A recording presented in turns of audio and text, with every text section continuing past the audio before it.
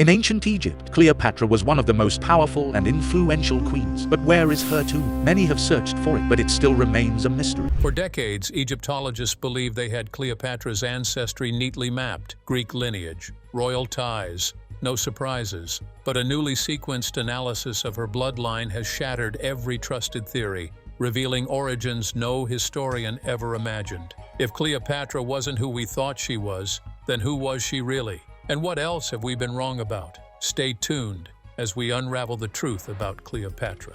Why Cleopatra's bloodline became one of history's most controversial mysteries. Cleopatra's ancestry isn't just a historical curiosity, it's one of the most disputed identity puzzles in the ancient world.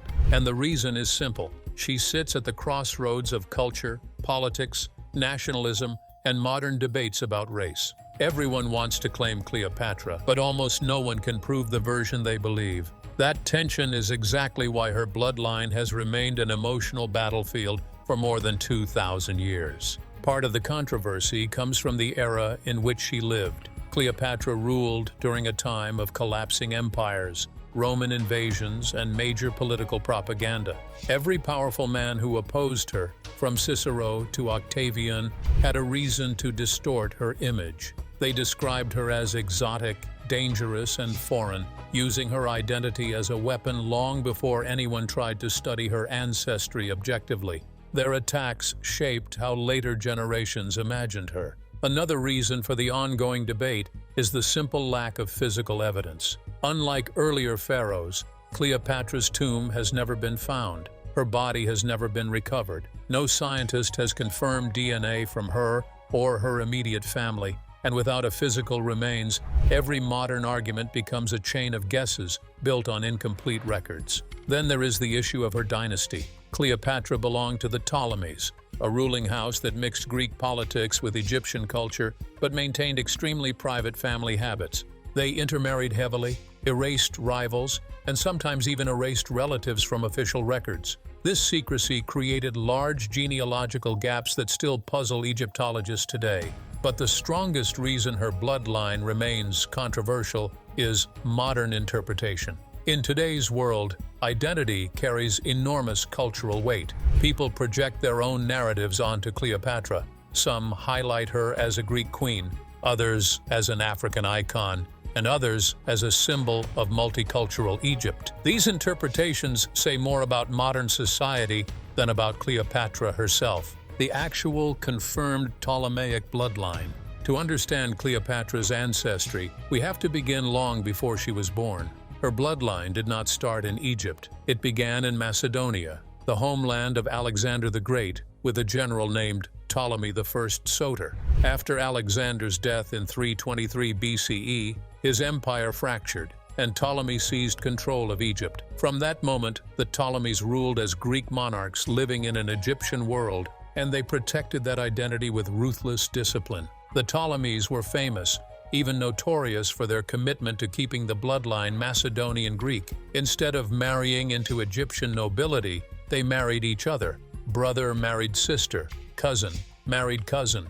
The goal was simple: preserve the purity of their Greek heritage and their political legitimacy as heirs of Alexander. It was not romantic, it was strategy. For nearly 300 years, this pattern defined the dynasty. By the time Cleopatra VII arrived on the throne, she inherited a lineage shaped by generations of Greek intermarriage. Her father, Ptolemy XII Auletes, is well documented in historical records as a Macedonian Greek ruler. His ancestry is clear, continuous, and heavily Greek. There is no serious academic debate on this point. His bloodline is established. But the Ptolemies were not isolated. Over centuries, they interacted with other Hellenistic dynasties who came from regions like Persia and the Seleucid East. Through diplomatic marriages in earlier generations, long before Cleopatra, a small amount of Persian or Sogdian ancestry likely entered the family. But again, this was still within the larger Greek-speaking world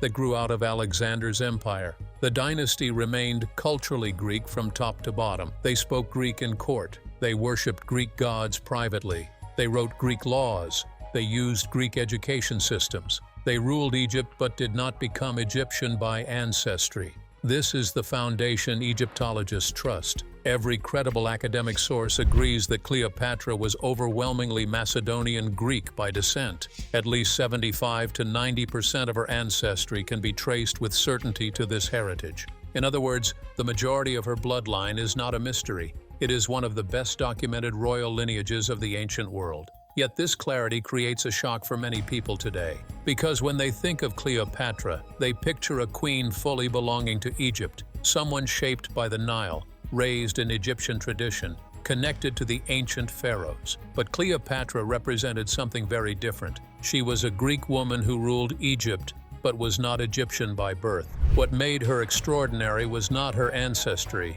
it was how she used it. She was the first Ptolemaic ruler to fully embrace the Egyptian language, Egyptian customs, and the traditional image of a native pharaoh. She didn't just perform Egyptian identity, she embodied it politically. She understood that to survive, she had to be more Egyptian than her ancestors had ever dared to be. Her bloodline may be Greek, but her power came from the way she blended Greek heritage with Egyptian symbolism. It made her unforgettable, and it made her dangerous. To Rome, she wasn't simply a foreign queen, she was a ruler capable of uniting two civilizations. And that combination is exactly why her ancestry continues to fascinate the world. Because Cleopatra wasn't just the last pharaoh. She was the last living strand of a dynasty that connected two worlds, the unknown, the missing mothers in Cleopatra's line. For all the certainty we have about Cleopatra's Greek ancestry through her father, there is one part of her lineage that remains a permanent fog: the women. Cleopatra's mother, grandmother, and even great-grandmother are the missing pieces that have fueled endless speculation for more than a century. And this isn't because historians haven't searched, it's because the late Ptolemaic world was collapsing, chaotic, and deeply secretive. Most people assume Cleopatra's mother was Cleopatra V Tryphena, a known royal woman married to Ptolemy XII. It is a reasonable assumption, but it is not confirmed. Tryphena disappears from historical records at a suspicious moment, and it is unclear whether she died or was pushed out of the palace. Some scholars argue she may have been the mother of Cleopatra's older sister, Berenice IV, but not Cleopatra herself. Others believe Tryphena did give birth to Cleopatra, but left no records because the dynasty was in political turmoil. This leads to one of the biggest questions in Cleopatra's ancestry. Was Cleopatra's mother a documented queen or an unknown woman of the Egyptian elite? Both possibilities are plausible, and this uncertainty creates the entire modern debate. If her mother was Cleopatra V, then Cleopatra VII was almost entirely Macedonian Greek. If her mother was an Egyptian noblewoman, then Cleopatra may have had some native Egyptian ancestry, though historians emphasize that even this would represent a small percentage of her total lineage. But the mystery doesn't stop with her mother. Cleopatra's paternal grandmother is also unknown. She may have been a Greek mistress. She may have been of mixed Mediterranean or Near Eastern origin. She may have been Egyptian. We simply don't have records to confirm her identity. Why were these women erased? The answer lies in the violent nature of Ptolemaic politics. The last century of the dynasty was marked by suspicion, assassinations, and power struggles between siblings. Children born to concubines could become rivals. Queens could be removed, replaced, or erased from the record. Royal scribes often omitted or altered names to protect the ruling line or to rewrite legitimacy. By the time Cleopatra was born in 69 BCE, the royal archives were no longer properly maintained. Wars, exiles, and Roman interference shattered the traditional record-keeping system. The palace was no longer a stable institution. It was a political battlefield. This is why modern historians must work with fragments, inscriptions, coins, stray mentions in Greek texts, and conflicting reports from Roman historians who had their own agendas. None of these sources provide a full picture of the women in the family. None identify Cleopatra's maternal line with certainty, and this absence has consequences. Every modern claim about Cleopatra's true heritage, whether arguing she was purely Greek, partly Egyptian, or something else entirely, comes from interpreting this same missing record. It is not about DNA. It is not about secret discoveries. It is about silence in the archives. The truth is this: Cleopatra's maternal ancestry may include Egyptian blood, Mediterranean blood, or maybe entirely Macedonian Greek. Nothing in the ancient record disproves these possibilities, but nothing confirms them either. This uncertainty is not a flaw in history, it is a feature of her dynasty, a dynasty that controlled information, erased rivals, and left behind a puzzle that no historian can completely solve. What we actually know about Cleopatra's appearance and culture. Cleopatra is one of the most visually reimagined figures in history. Films, paintings, and modern debates often argue about what she really looked like. But if we focus only on credible evidence,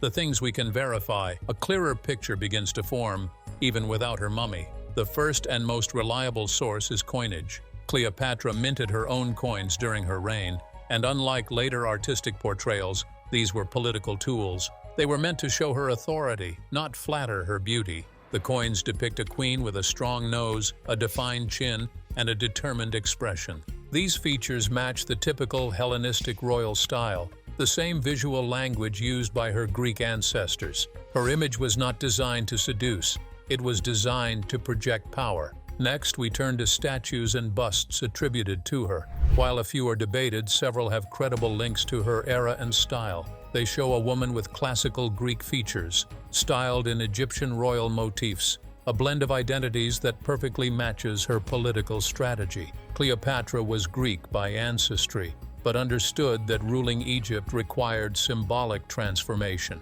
Her clothing, crown, and public image followed Egyptian pharaonic tradition, even as her facial features reflected Greek lineage. Then there is her culture, the part of her identity we know with absolute certainty. Cleopatra was famously multilingual. She spoke Greek, Egyptian, and likely Latin, Hebrew, and Aramaic. She was the first Ptolemaic ruler to truly learn the Egyptian language, something even her predecessors avoided. This alone reshaped how Egyptians viewed her. She wasn't a foreign ruler appearing Egyptian. She was a queen who stepped fully into the role of a native pharaoh. Her education was typical of elite Greek royalty: philosophy, mathematics, astronomy, medicine, and rhetoric. Ancient writers, even her enemies, admitted she was brilliant, strategic, and persuasive. Her charisma came from intellect, not appearance. Roman propaganda, especially from Octavian, later transformed her into an exotic seductress to justify his war against her.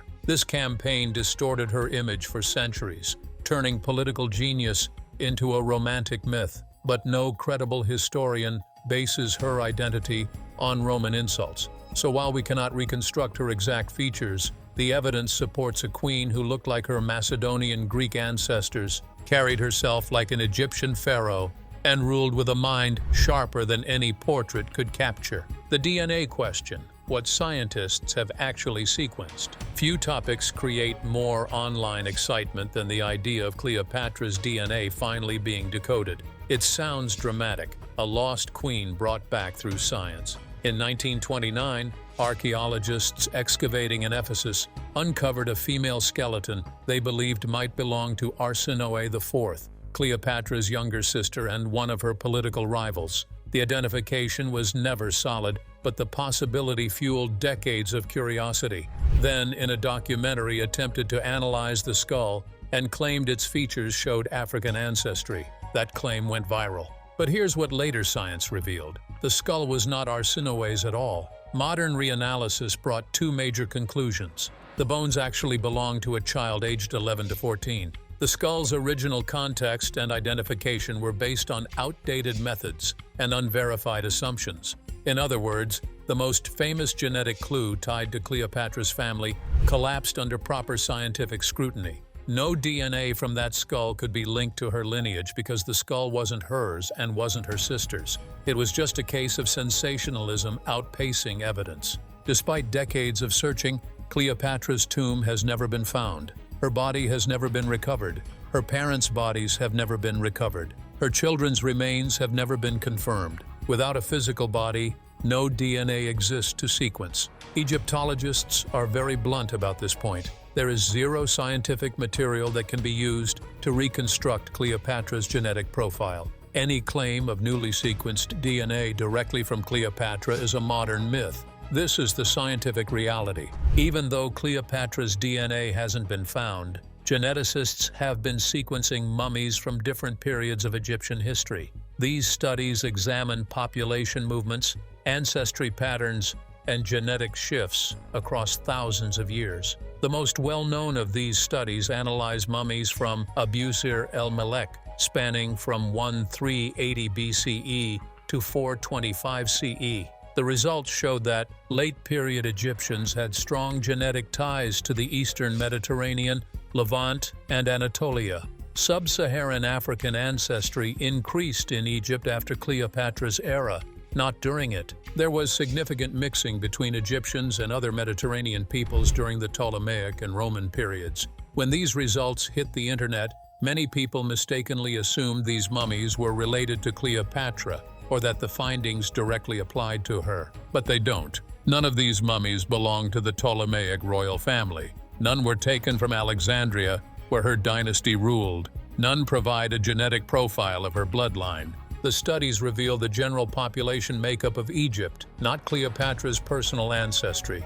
Every time a new DNA study is published, media outlets jump on the story with exaggerated claims. Cleopatra's bloodline finally unlocked. New DNA rewrites Egyptian history. Scientists discover shocking ancestry of the last pharaoh. But these headlines misinterpret the science. They take broad population studies and apply them to a very specific historical figure whose DNA we do not have. The result? Confusion, debate, and viral misinformation. Scientists do not claim they've sequenced Cleopatra's genetics. Historians do not claim we know her DNA. The real experts are far more cautious. Strangely, the absence of her DNA tells us something important. It confirms that the Ptolemaic dynasty guarded its privacy fiercely. Their burials remain missing, hidden, or destroyed. No genetic bombshell has been discovered. Any modern claims of new sequencing are exaggerations. So when people say Cleopatra's bloodline has been broken open or rewritten,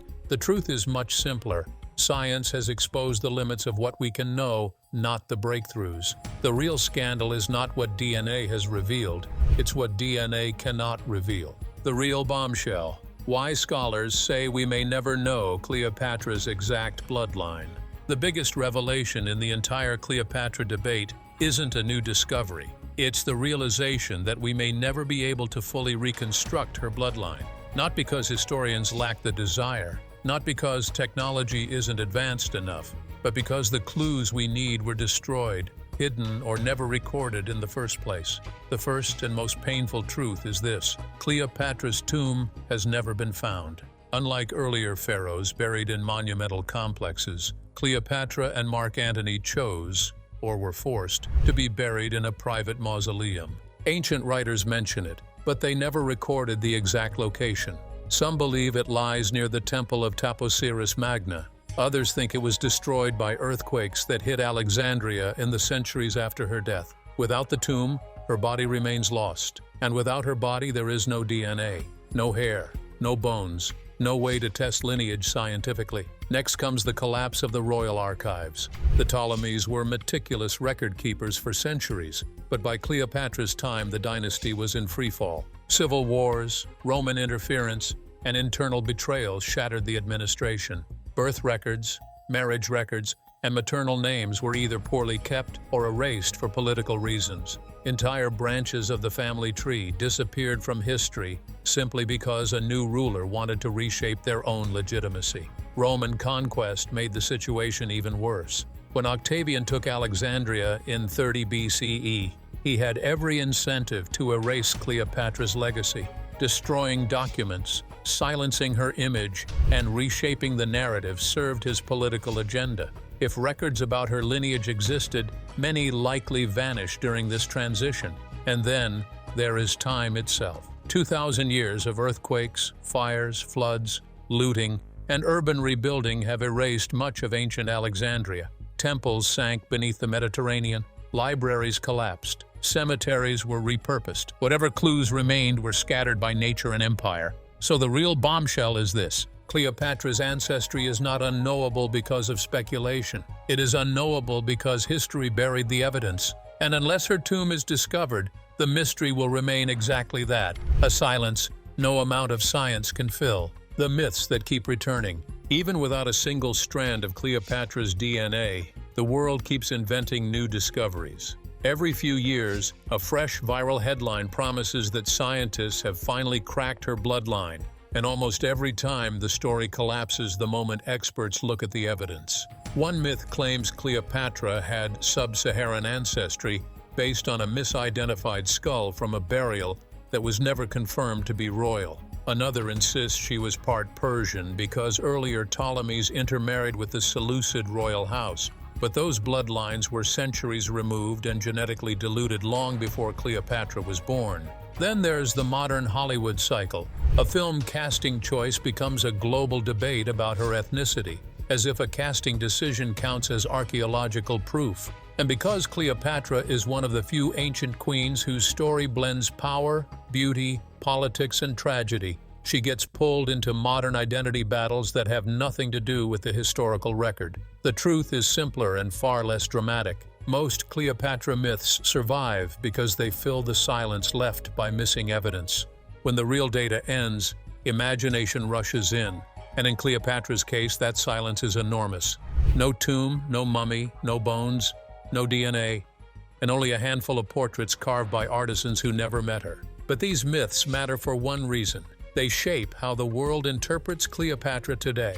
They influence documentaries, school debates, political commentary, even social media arguments.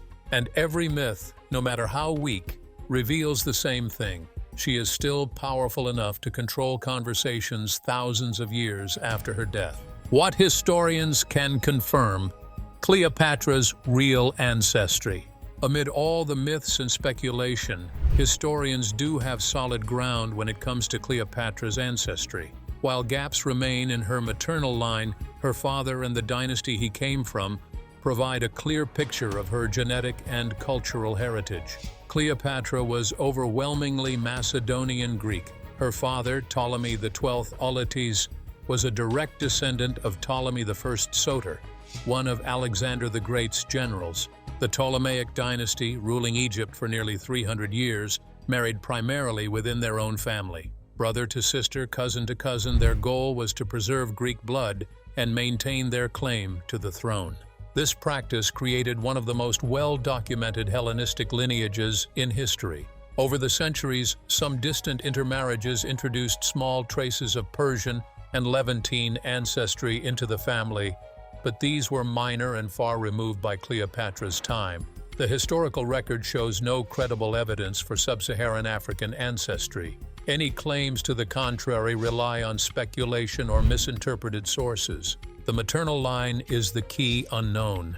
Cleopatra's mother may have been Cleopatra V Tryphena, a Greek royal, but historians cannot confirm this. Some suggest she may have been an Egyptian noblewoman, which would add a small degree of native Egyptian ancestry. Yet, even if true, Cleopatra's ancestry remained overwhelmingly Greek. Scholars emphasize the distinction between ancestry and cultural identity. Cleopatra was culturally Egyptian, ruling with Egyptian rituals, wearing Egyptian garb, and learning the Egyptian language. But genetically, she descended from Macedonian Greeks. Coins, inscriptions, and contemporary writings confirm her political strategy. She embraced Egyptian culture to secure her legitimacy. She was the first Ptolemaic ruler fluent in Egyptian, a sign of her commitment to ruling her adopted homeland. Her image, appearing on coins and statues, blended Greek features with Egyptian royal symbolism, reinforcing the duality of her identity. Cleopatra's story demonstrates how ancestry and identity can diverge. By blood, she was Greek. By choice, she became a true Egyptian queen in every cultural and political sense. This distinction helps historians separate fact from fantasy. It also explains why modern myths about her race persist. The evidence is partly missing, partly open to interpretation, and partly overshadowed by the cultural impact she left behind. In short, historians can confidently state Cleopatra's ancestry was primarily Macedonian Greek, possibly with a minor Egyptian contribution through her mother. Her genius was not in her DNA. It was in how she leveraged her heritage to rule, charm allies, and become one of the most legendary figures in human history. Why people keep trying to rewrite Cleopatra's ancestry. Cleopatra's bloodline remains a magnet for speculation, controversy, and imagination. Even today, more than 2,000 years after her death, people continue to argue fiercely about her ethnicity. But why? Why does her ancestry provoke such persistent debate? Part of the answer lies in modern identity politics. Cleopatra has become a symbol for multiple groups, each seeking to claim her as their own. Some highlight her Macedonian Greek heritage to emphasize her classical European roots. Others speculate about Egyptian ancestry, hoping to tie her more directly to Africa. Every new theory is interpreted through the lens of today's cultural conversations, not the historical reality. Another reason is Hollywood and media portrayals. From Elizabeth Taylor to modern films, Cleopatra is often depicted in ways that reflect contemporary aesthetics and politics rather than historical evidence. A casting decision can spark headlines claiming to correct history. Suddenly, a 2,000-year-old queen becomes a proxy for modern debates about race, nationality, and representation. Then there's the natural human fascination with mystery and power. Cleopatra was brilliant, multilingual, politically savvy, and dangerously charismatic. When a figure is this legendary, any gaps in the historical record, like missing tombs or unclear maternal ancestry, invite speculation. People naturally fill in the silence with their own narratives, whether for cultural pride, curiosity, or storytelling. Finally, there is misuse of science. Headlines about DNA, skulls, or new sequencing often exaggerate or misinterpret technical studies. These reports catch the public's attention, reinforcing myths that the historical record cannot confirm. Even when science is corrected, the story has already spread, cementing misconceptions. The persistence of these debates reveals something important. Cleopatra's influence extends beyond politics or ancestry. She is a mirror in which each generation sees its own questions about identity, power, and legacy. Her bloodline may never be fully known, but her story remains alive precisely because of these unanswered questions. In the end, attempts to rewrite Cleopatra's ancestry tell us more about modern society than ancient Egypt. They reveal how cultural identity, media narratives, and historical gaps interact to create myths that endure for millennia. Cleopatra's legacy is not defined solely by who her parents were, but by how her story continues to shape our imagination today. The bigger question: why Cleopatra's story still matters. Cleopatra's bloodline may be shrouded in mystery, but her story is anything but lost. Even without her DNA, even without her tomb, she remains one of history's most enduring figures. The fascination with her identity often overshadows the deeper truth. Cleopatra's significance lies not in her ancestry, but in her intelligence, strategy, and ability to shape the world around her. Her legacy is a testament to the power of intellect, adaptability, and political skills, qualities that transcend questions of blood and lineage. She ruled during a period of immense political instability. Egypt faced internal struggles, economic challenges, and the ever-growing threat of Roman expansion. Cleopatra's reign coincided with a pivotal moment in Mediterranean history, when the balance of power could shift with a single battle or diplomatic maneuver. Despite the chaos, she emerged as a ruler of extraordinary capability, navigating alliances, betrayals, and the volatile politics of both Egypt and Rome. Her multilingualism, fluent in Greek and Egyptian, and likely conversant in Latin, Hebrew, and Aramaic, allowed her to communicate directly with rulers, envoys, and advisors across multiple cultures, strengthening her diplomatic leverage. Cleopatra's influence over key figures such as Julius Caesar and Mark Antony was not merely personal, it was political. She secured Egypt's sovereignty in a period when the empire might have otherwise collapsed, and her relationships with Rome's most powerful men had direct consequences for the Mediterranean world. These strategic alliances were carefully crafted, balancing charm, intellect, and calculated risk, demonstrating that Cleopatra's power was rooted in skill rather than mere legacy. Equally remarkable was her ability to adopt and embody Egyptian culture. Though Greek by ancestry, Cleopatra immersed herself in Egyptian religion, rituals, and symbolism. She performed the role of pharaoh fully, not just in title, but in practice. Coins, statues, and temple inscriptions reinforced her authority, projecting an image of legitimacy to her subjects. She understood that leadership depends as much on perception as it does on heritage. To be a ruler, one must embody the identity of the people. This cultural adaptability allowed her to bridge two worlds, uniting Greek and Egyptian traditions under her reign. Cleopatra's story also resonates today because it transcends genetics. She represents political acumen, ambition, and resilience, showing how a single individual can influence global events. Her life demonstrates the enduring impact of intellect, negotiation, and cultural fluency, offering lessons on leadership that are still relevant in modern politics and international relations. Even in contemporary popular culture, her story captivates imaginations, reminding us that influence is measured by action and legacy, not by blood. Her bloodline may never be fully known, and her ancestry will likely remain a subject of speculation. Yet her mind, her strategy, and her achievements are indisputable. Cleopatra continues to matter, not because of where she came from, but because of what she accomplished, the cultures she united, and the inspiration she provides across millennia. Her story endures as a reminder of what one person can achieve. Cleopatra's legacy is not defined by mystery, bloodlines, or the questions historians will never fully answer. It is defined by her courage, her intelligence, and her ability to shape events in a world dominated by power and politics. She navigated alliances, wars, and cultures with skill, leaving a mark that still resonates thousands of years later. Her life shows that true influence comes from vision and action, and that a person's impact is measured by what they do, not by the circumstances of their birth. If you enjoyed this video, please like and subscribe and click on the next video shown on your screen.